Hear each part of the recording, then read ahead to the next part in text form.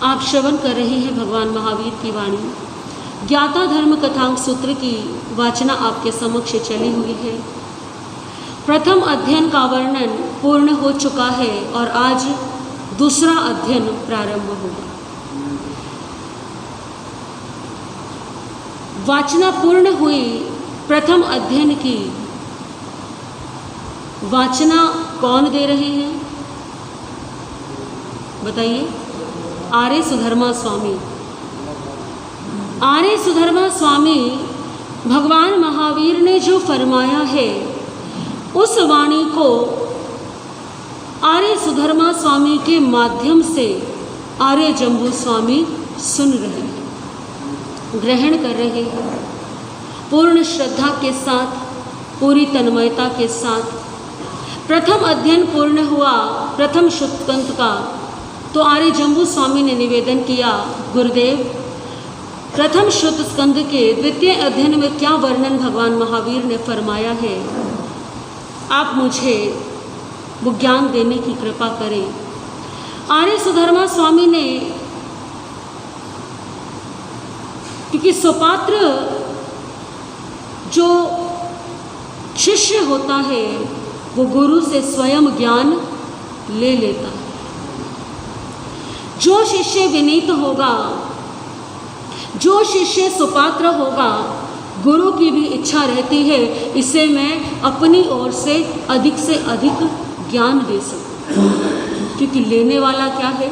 तैयार है, लेने वाला सुयोग्य भी है। एक समर्थ गुरु है और एक योग्य शिष्य है, तब जाकर के ये वाणी आज हमारे समक्ष है। आर्य सुधर्मा स्वामी ने वर्णन प्रारंभ किया। प्रथम स्कंद के द्वितीय अध्ययन का नाम है संघात। क्या वर्णन आता है इसमें? बड़ा सुंदर कथानक है, बहुत ही ज्ञान की दृष्टि से महत्वपूर्ण है, जीवन की दृष्टि से महत्वपूर्ण है।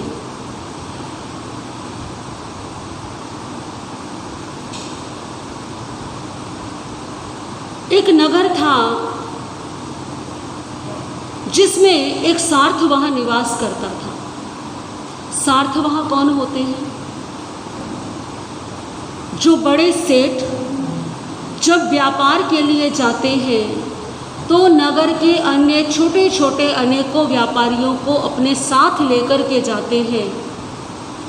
स्वयं व्यापार करने के लिए किसी दूर देश में जा रहे हैं तो घोषणा करा दी कि अमुक सेठ जो है वो परदेश जाएगा, किसके लिए? व्यापार करने के लिए।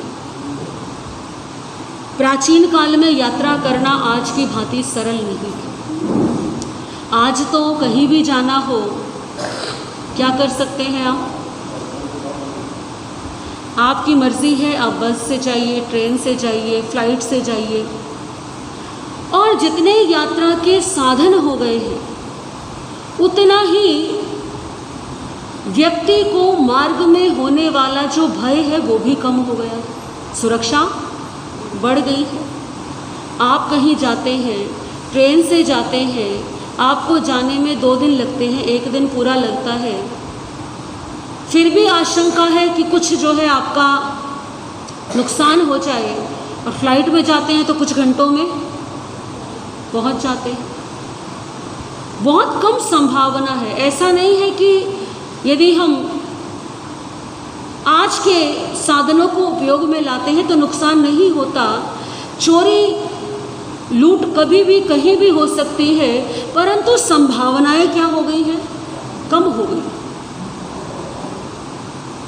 प्राचीन काल में यात्रा करने के 2 ही माध्यम होते थे, एक जल मार्ग से और एक थल मार्ग से। जल मार्ग से बड़े बड़े जहाज़ लेकर के जाए जाते थे। अब बड़ा जहाज़ लेकर के जाना है, अब कोई एक व्यक्ति जाए उसमें तो ये तो कोई बात, एक तो व्यक्ति अकेला हो जाता है, परदेश जा रहा है। पहले की भांति, अब की भांति पहले संचार के इतने साधन भी नहीं हुआ करते थे। व्यक्ति को एक स्थान से दूसरे स्थान तक अपना समाचार भेजने में ही समय लग जाता था। और कोई यदि परदेश में गया है तो अपने साथ जो धनी व्यक्ति होते थे वो सोचते थे कि कई व्यापारियों को साथ ले जाए, एक तो सहारा हो जाएगा, साथ हो जाएगा। अपने गांव के लोग, अपने देश के लोग, भला परदेश में इससे ज़्यादा, आप भी कहीं बाहर जाते हैं, विदेश गए हो और आपको वहाँ कोई अपने देश का मिल जाए तो कैसा लगता है? अच्छा लगता है ना। और फिर आपको पता लगे कि वो अपने ही राज्य का है, दिल्ली का ही है, फिर और अच्छा लगेगा। लेकिन फिर ये पता चल जाए अच्छा पीछे से तो हरियाणा का है, फिर तो खुशी की सीमा नहीं रहेगी। और ये पता चल जाए कि बिल्कुल ही पड़ोस के किसी गांव से संबंध रखता है। तो ये मानव का मन है, अपनत्व की भावना। परदेश में यदि अपने देश का भी कोई मिल जाए तो चाहे पहली बार मिले हो तो भी ऐसा लगेगा कि जैसे इसे बहुत सालों से जानते। ये जुड़ाव है संस्कृति का, ये जुड़ाव है एक क्षेत्र के निवासी होने का। सभ्यता एक हो, संस्कृति एक हो तो मन जुड़ जाते हैं। दूसरा कारण रहता था कि मान लीजिए 15-20 व्यापारियों का समूह गया है, अब सब एक साथ वापस आए ऐसा तो ज़रूरी नहीं है। अब मान लीजिए किसी ने 2 वर्ष व्यापार किया और वो वापस लौटने लगा तो बाकी व्यापारी क्या करते थे? अपनी चिट्ठी पत्री भेज देते थे। किसी को धन देना हो तो वो भी भेज देते थे, कुछ सहयोग राशि भेजनी हो परिवार के लिए वो भी कर देते थे। अनेकों प्रकार के ऐसे उपाय हो जाते थे, ये माध्यम था। और दूसरी बात, जिनके पास धन बहुत है वो सोचते थे कि चलो हम तो जा ही रहे हैं लेकिन हमारे साथ साथ इनका भी क्या हो जाए, भला हो जाए, 2 पैसे ये भी, जितना जिसके भाग्य में होगा उतना उसे मिलेगा। ये सोचते थे बड़े व्यापारी कि हमें क्या करना है, मार्ग में इनके जाने का प्रबंध करना है, खाने पीने का प्रबंध करना है, वहाँ जाकर के हम भी मेहनत करेंगे और ये भी हो सकता है इनका भी समय।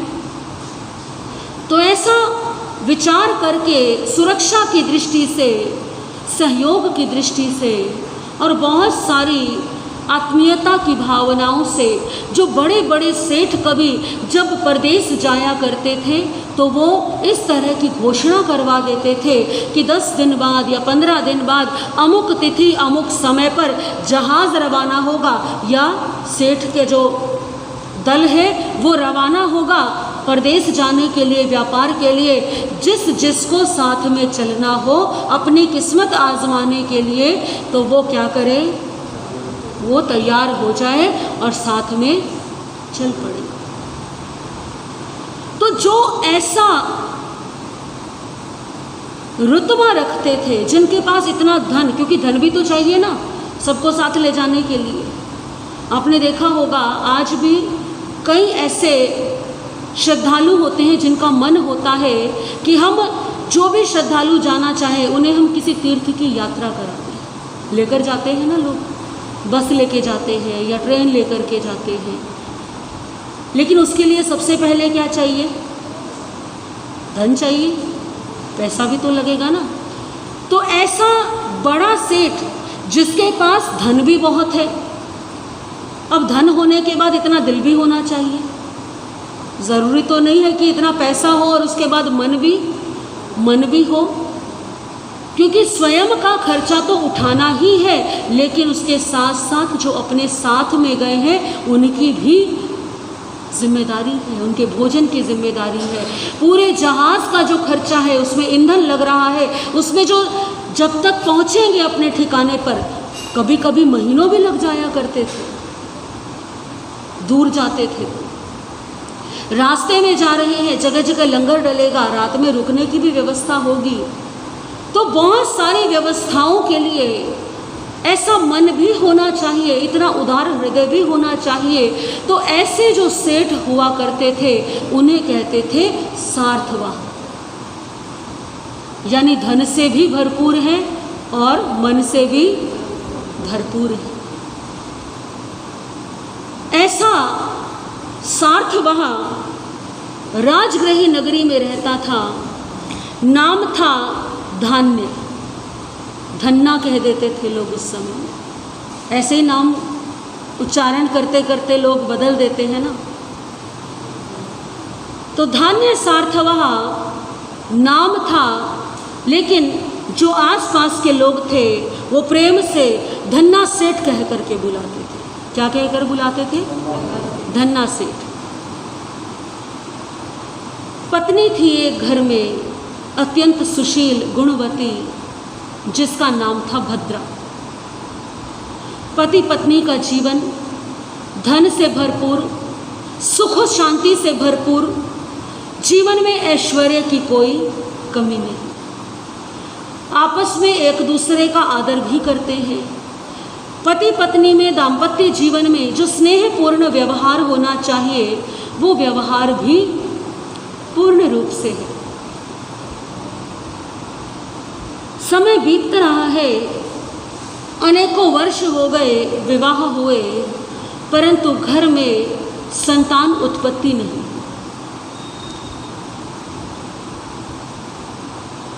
अनेकों वैद्य से औषधि ली गई, अनेकों मनौतियां मनाई देवी देवताओं की, वर्षों पूजा पाठ किए भद्रा ने, न जाने कितनी कितनी जगह जाकर के धन्ना और भद्रा ने जगह जगह दान दिया, जगह जगह माथा टिकाया।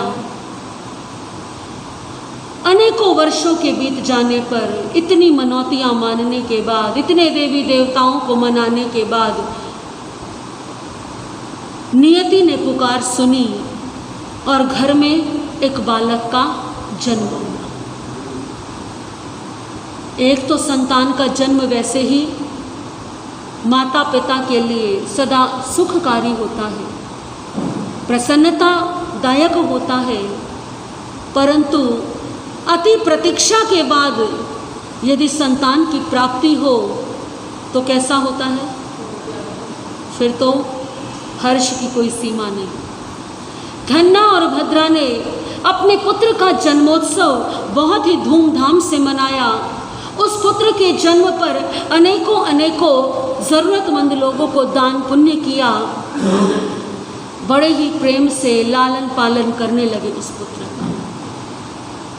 घर में न धन की कमी है अब, और ना अब तो क्या हो गई, घर में बच्चे की किलकारियां भी गूंज उठी, रौनक आ गई घर के अंदर। प्रसन्न है दोनों पति पत्नी, अब और जीवन में कुछ नहीं चाहिए। ऐसे ही सोचता है ना व्यक्ति। कभी कभी जब बहुत खुशी होती है ना तो ऐसा ही आता है मन में, बस अब और कुछ भी नहीं चाहिए। लेकिन ये समय है और समय परिवर्तनशील है। जैसे जैसे कर्म उदय में आते हैं समय भी क्या होता है, बदलता रहता है। बालक कुछ बड़ा हुआ लगभग 3-4 वर्ष का। माता पिता बड़ा स्नेह करते हैं और अति स्नेह में आकर के अब जिनके पास धन होगा तो स्नेह की अभिव्यक्ति के साधन भी क्या हो जाएंगे, बताइए, बढ़ जाएंगे ना। ऐसा नहीं कि एक निर्धन व्यक्ति अपने संतान से प्रेम नहीं करता, ऐसा नहीं, प्रेम वो भी करता है। एक सामान्य व्यक्ति भी प्रेम करता है। एक निर्धन व्यक्ति के प्रेम का परिचायक क्या है? वो कहेगा अपने बच्चे को, बेटा पढ़ाई करो। उसकी पढ़ाई में अगर जिस भी चीज़ की आवश्यकता होगी, अपनी ज़रूरतों को कम करके वो क्या करना चाहेगा, उस बच्चे की आवश्यकता की पूर्ति करना चाहेगा। कितने लोग हैं ऐसे जो छोटे मोटे काम करते हैं, कोई रिक्शा चलाता है, कोई दुकान पर नौकरी करता है छोटी सी। यदि आप उनसे पूछें कि तुम्हारे जीवन का लक्ष्य क्या है,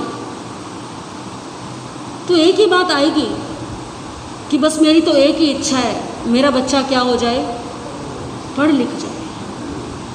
उसकी पढ़ाई के लिए, पढ़ाई से संबंधित कोई भी खर्च करने के लिए मैं सबसे पहले क्या करूँगा, सोचूंगा। उसके घर में आपको और साधन मिले या ना मिले, लेकिन उसकी कोशिश क्या रहेगी, अपने बच्चे को अच्छी शिक्षा दिलाने की। एक मध्यम वर्गीय परिवार है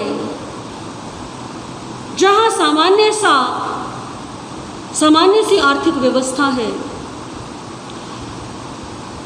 कोई भी नई चीज़ खरीदने से पहले वो भी यही सोचेंगे कि इसकी ज़रूरत मुझे है या मेरी संतान को। अगर स्कूल की फीस भरनी है बच्चे की, तो माता पिता सोचते हैं अपने लिए हम ये सामान बाद में खरीद लेंगे। बच्चे को पढ़ने के लिए ये वाली किताब चाहिए, बच्चे को यहाँ पढ़ना है, यहाँ कोचिंग लेनी है। तो माता पिता कहीं ना कहीं ये सोचते हैं कि अपनी ज़रूरतें थोड़ी सी क्या कर दें, कोई बात नहीं, हम कपड़े बाद में ले लेंगे, हम ऐसा बाद में कर लेंगे। लेकिन जहाँ धन परिपूर्ण है, धन की कोई कमी नहीं है, तो वहाँ पर जो स्नेह को अभिव्यक्त करने के माध्यम हैं वे बदल जाते हैं। एक धनी व्यक्ति, उसके पास धन है, भरपूर है, वो अपने बच्चे की शिक्षा पर जितना चाहे खर्च कर सकता है, तो उसका चिंतन क्या रहता है, मेरे बच्चे को इस उपहार से प्रसन्नता हो, मैं अपने बच्चे के लिए ये तैयार करवा दूँ, ये आभूषण बनवा दूँ, ऐसा कर दूँ, वैसा कर दूँ। तो छोटा सा बालक है वो अभी, लेकिन माता पिता के पास धन पूरा है, भरपूर है, और सेठ का बच्चा है, तो लगना भी चाहिए कि क्या है ये सेठ का, आप भी कहते हैं ना इसे, अरे बच्चा 13 साल का हुआ और बच्चा कहता है मुझे स्कूटी दिला दो। बच्चा 17-18 साल का हुआ, बच्चा कहता है मुझे क्या दिला दो, कार दिला दो। नहीं, 18 साल का बच्चा स्कूटी थोड़ी ना मांगेगा। फिर सेठ का बेटा है तो क्या मांगेगा, कार मांगेगा। और क्या सोचते हैं माता पिता, अरे कोई नहीं, दिला देंगे। फिर पता कैसे लगेगा नहीं तो कि किसका बेटा है, सेठ का बेटा है। उस छोटे से बच्चे को आभूषणों से पूरा भरा हुआ है, गले में स्वर्ण के आभूषण, हाथों में आभूषण, कानों में कुंडल डाल रखे हैं, पैरों में स्वर्ण के पाजेब डाल रखी है, पूरे शरीर को क्या किया हुआ है, ऊपर से नीचे तक आभूषणों से भर रखा। माता ऐसे ही तैयार करती है प्रतिदिन उसको। उसकी माँ उसे तैयार करके बड़ी क्या होती है, प्रसन्न होती है। भांति भांति के आभूषण, बढ़िया बढ़िया महंगे महंगे आभूषण, प्रतिदिन स्नान करके उसको तैयार करती, सजाती, संवारती, फिर बलाएं लेती। एक दिन की बात, माता भद्रा ने ऐसे ही अपने पुत्र को स्नान करवाया। स्नान करा के उसे क्या कर दिया, महंगे वस्त्र, सुंदर सुंदर आभूषण, बहुत सारे सुंदर सुंदर भारी आभूषण पहना करके उसको तैयार कर दिया। भोजन कराया उसे। और फिर भद्रा और धन्ना सेठ के यहाँ पर एक दास पुत्र काम करता था जिसका नाम था पंथक। उस पंथक को बुलाया। पंथक को बुला करके उस छोटे से बालक जिसका नाम था देवदत्त, उसको सौंप दिया कि जाओ इसको क्या कर लो, बाहर जा कर के बच्चों के साथ खिला लो। जैसे आज छोटे बच्चों को कहाँ भेजते, पार्क में भेज देते हैं। तो प्राचीन काल में नगरों में क्रीड़ा स्थान बने हुए होते थे, इंद्र स्थान जिनको कहते हैं। वहाँ जाकर के बच्चे जो है वो आपस में मनोरंजन करते थे, खेलते थे। तो माता ने दास पुत्र पंथक को वो सौंप दिया अपने पुत्र को कि जाओ मैं इतने आवश्यक कार्य कर लूँ और तुम क्या करो, इसको बाहर घुमा लाओ, खिला लाओ। ले गया दासपुत्र, क्रीड़ा स्थान पर गोद में उठा करके उसको लेकर के गया, ले जाकर के वहाँ बैठा दिया। अब थोड़ी देर तो वो उसे खिलाता रहा। कुछ देर हुई, कुछ बच्चे आ गए जो बड़े बच्चे थे और आपस में वो खेल रहे थे। पंथक की आयु भी कुछ अधिक नहीं थी। वो स्वयं क्या है, एक दासपुत्र है, यानी घर में जो सेवक काम करते हैं उसका क्या है, बेटा। दास का पुत्र है, इसीलिए व्यवहार भी उसके साथ दास वाला ही। लेकिन मन तो सबका क्या होता है, ऐसा तो नहीं ना कि एक गरीब का बच्चा है उसका मन नहीं है और अमीर का बच्चा है तो उसका मन, ऐसा नहीं। वो दास पुत्र भी कोई अधिक उम्र का नहीं। बालकों को खेलते हुए देखा,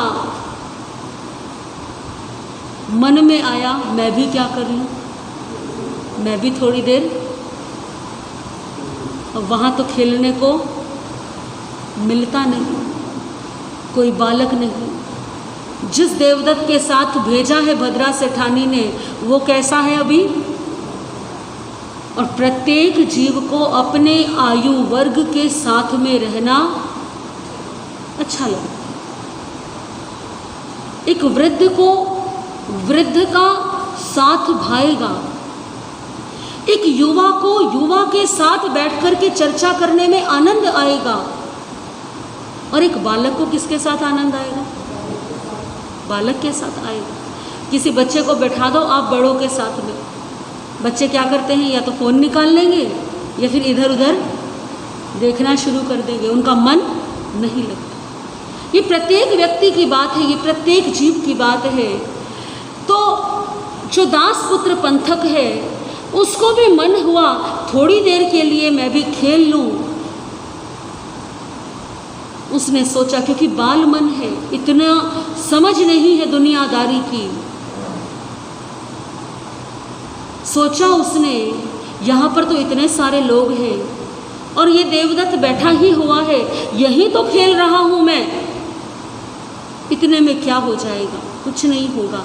और वो पंथक देवदत्त को वहीं बैठा करके पास में ही उन बालकों के साथ में खेलने लग गया। इतने में है घटना घट गई। उस नगर में, राजगृह नगरी में उस समय एक चोर का आतंक फैला हुआ था। वो चोर कभी लोगों के घरों में चोरी करता, कभी किसी को सुनसान रास्ते पर रोक करके लूटपाट कर लेता। अनेकों बार उसकी शिकायत भी की गई, परंतु अभी तक वो पकड़ में नहीं आया था। नाम था उस चोर का विजय।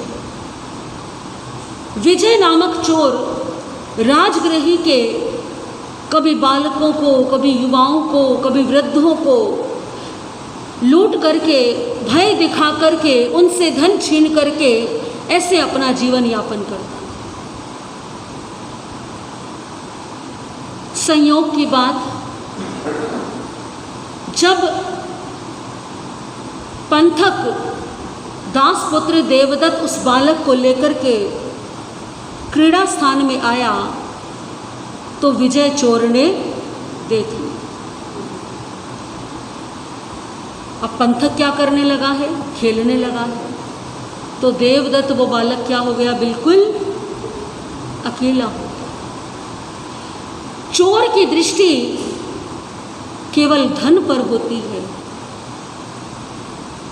चोर को न बाल दिखाई देता है, न वृद्ध दिखाई देता है, उसे केवल क्या दिखाई देता है, धन दिखाई देता है। और भद्रा ने क्या पहनाए हुए हैं उस बालक को, कैसे हैं वो भी, महंगे शुद्ध स्वर्ण के रत्न जड़ित एक एक आभूषण की कीमत क्या है। मन में आया ये बालक नहीं है, ये तो क्या है, पूरा धन का भंडार है। अब यदि एक आधा कोई आभूषण हो तो उतार करके चला भी जाए, इतने लोगों के बीच में इतने सारे आभूषण कैसे उतारे? तो विजय चोर ने क्या किया? जब किसी का ध्यान उस ओर नहीं था, विजय चोर ने उस बालक को मुंह से पकड़ करके उसका मुंह बंद किया और उसका अपहरण, उसको उठा करके, छोटा सा वो बालक है, उसे तो मालूम भी नहीं मेरे साथ में क्या हो रहा, उसका मुंह बंद किया और मुंह बंद करके उसका अपहरण कर लिया। अब चोर चोरी करता है, लेकिन चोरी करते ही एक भय होता है कि मुझे कोई देख, मुझे कोई पकड़ ना ले। मुंह बंद करके उस बालक का अपने वस्त्रों में छुपा लिया कि बालक आवाज़ ना कर सके, क्योंकि आवाज़ आ गई बच्चे के रोने की तो लोग पकड़ लेंगे। ऐसे उसे अपने वस्त्रों में छुपाया, बालक का मुंह बंद कर रखा था और वहाँ से उसे उठा करके ले गया।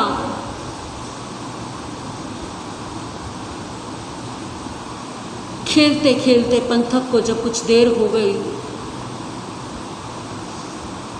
ध्यान दिया उसने तो बालक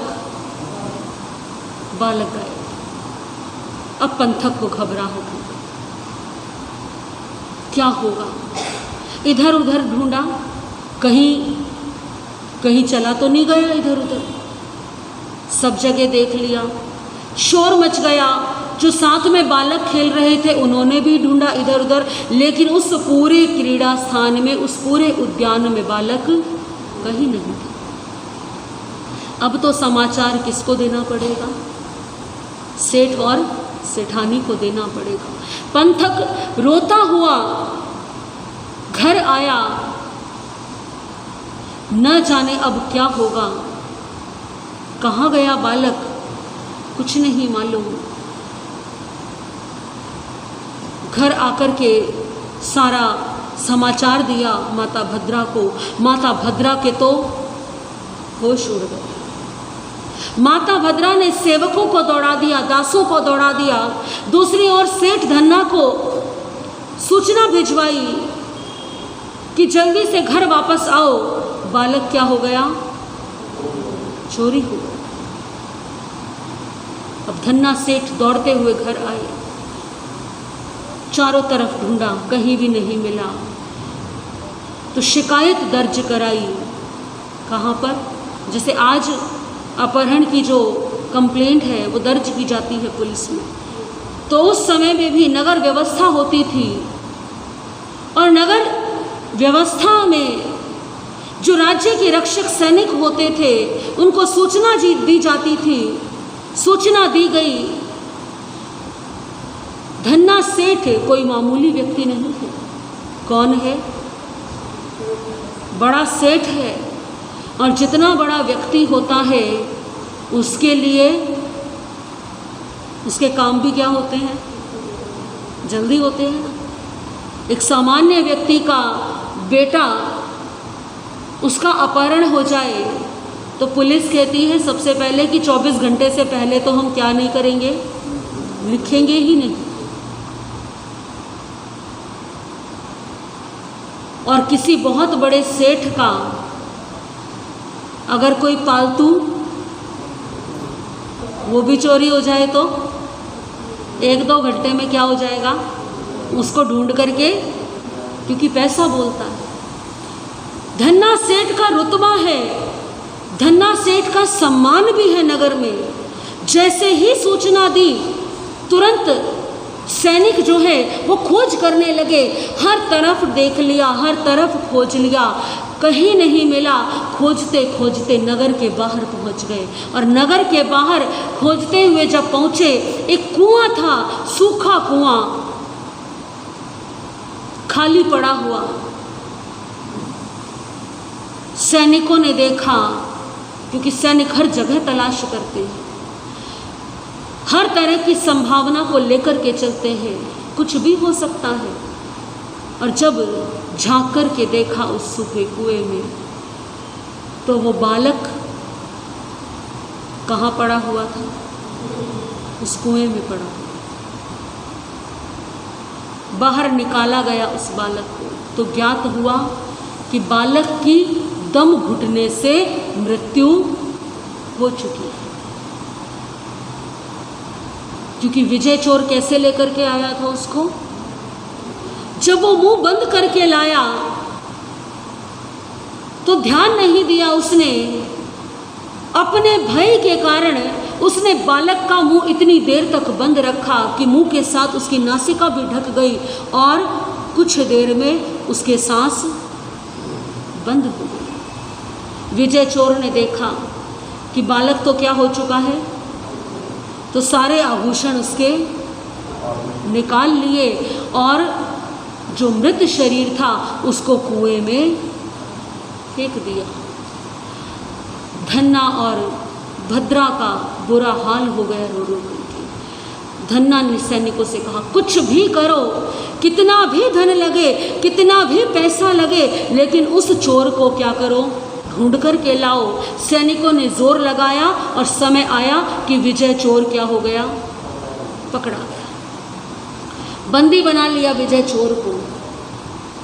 विजय चोर ने अपने ऊपर लगे आरोप को स्वीकार भी कर लिया, सारे आभूषण भी मिल गए उसके पास से, तो प्रमाण भी है कि इसने क्या की है, चोरी की है। और भी अनेकों अपराध सिद्ध हो गए, तो उसे कोठरी में डाल दिया।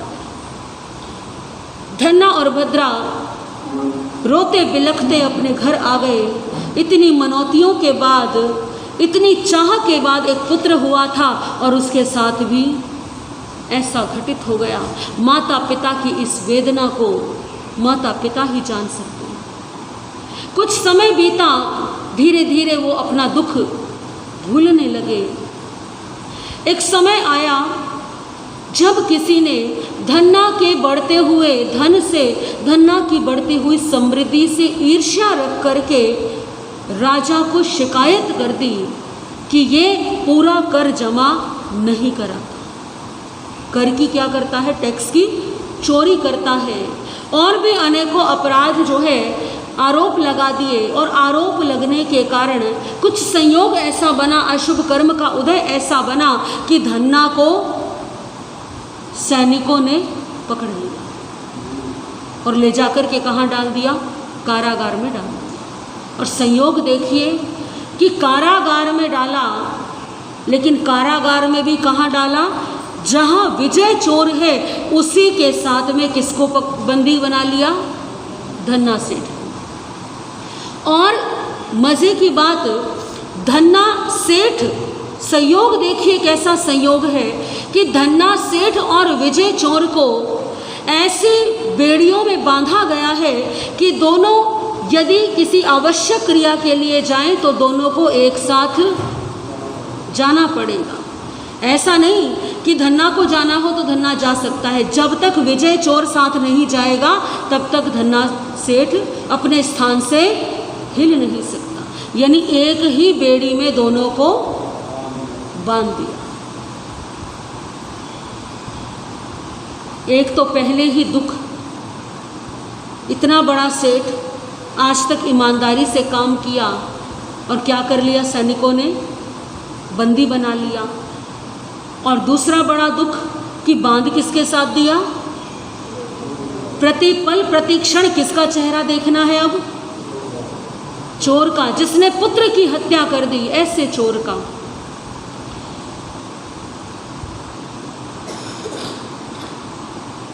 दोपहर हुई, भद्रा ने अपने घर से भोजन बनाया धन्ना सेठ के लिए और भोजन बना करके भेज दिया सेवकों के हाथ। किसके लिए, धन्ना के लिए। भोजन आया, अब धन्ना ने क्या किया, भोजन करना प्रारंभ कर दिया। तो विजय चोर कहने लगा धन्ना सेठ से कि सेठ जी मुझे भी क्या कर दो थोड़ा सा, क्योंकि मेरे लिए तो कोई भोजन, वो तो क्या है, चोर है, उसको तो यदि सैनिक कुछ दे दे तो वो खा लेता है, वरना उसके लिए कोई भिजवाने वाला नहीं है। धन्ना सेठ से मांगने लगा कि थोड़ा सा भोजन मुझे भी दे दो। क्या धन्ना भोजन देगा? बताइए। हाँ जी, मना कर दिया उसने कि तुम मेरे पुत्र के हत्यारे हो और तुम चाहते हो कि मैं तुम्हें क्या दूं? मैं तुम्हें भोजन दूं, मैं अपना भोजन तुम्हारे साथ बांटूं? नहीं, मैं नहीं करूंगा। और धन्ना ने सारा भोजन उसके सामने देखते देखते खा लिया। भोजन तो कर लिया धन्ना से। अब कुछ देर के बाद धन्ना को आवश्यकता महसूस हुई आवश्यक क्रिया के लिए जाने की। अब बेड़ियां बंधी हुई हैं, तो जा सकता है क्या धन्ना सेठ अकेला? तो धन्ना सेठ ने विजय चोर से कहा कि मुझे कहाँ जाना है? आवश्यक कार्य के लिए जाना है, तो क्या करो मेरे साथ? और विजय चोर जाएगा साथ में? नहीं जाएगा, नहीं गया। उसने मना कर दिया कि जिसने भोजन किया है उसी को आवश्यक कार्य के लिए जाने की आवश्यकता है। जब मैंने तुमसे भोजन मांगा, तुमने मुझे भोजन नहीं दिया, तो अब मैं क्यों तुम्हारे साथ जाऊं? तुमने मेरी परेशानी को नहीं समझा, तो मैं भी तुम्हारी परेशानी को। धन्ना सेठ हाथ जोड़ने लगा। विजय चोर कहने लगा, वचन दो कि जब तक तुम इस जेल में हो तब तक प्रतिदिन अपने भोजन का आधा भाग किसको दोगे? अब धन्ना सेठ देगा या नहीं देगा? अब तो देना पड़ेगा। धन्ना सेठ ने स्वीकार कर लिया। अब धन्ना ने तो स्वीकार कर लिया है, इसका क्या परिणाम होगा? और धन्ना सेठ और विजय चोर का ये जो साथ रहना है, ये किस प्रकार से धन्ना के गृहस्थ जीवन पर असर डालेगा, और इसका ये उदाहरण हमारे आगम में ज्ञाता धर्म कथांग सूत्र में क्यों दिया गया है, या इस प्रसंग का, इस कथानक का हमारे जीवन से क्या संबंध है, इसके विषय में आगे जैसे वर्णन आएगा वैसे आप श्रवण करेंगे। आज की ज्ञाता धर्म कथांग सूत्र की चर्चा यही